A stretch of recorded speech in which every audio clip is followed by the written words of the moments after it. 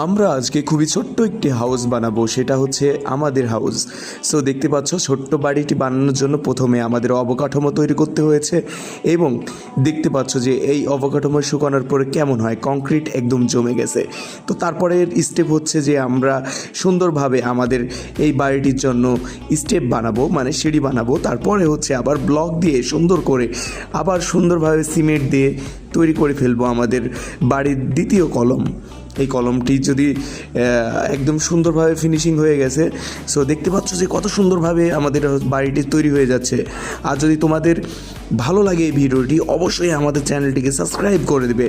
তো অলরেডি আমাদের বাড়ির কিন্তু একদম সিঁড়িটি সব কিছু তৈরি হয়ে গেছে।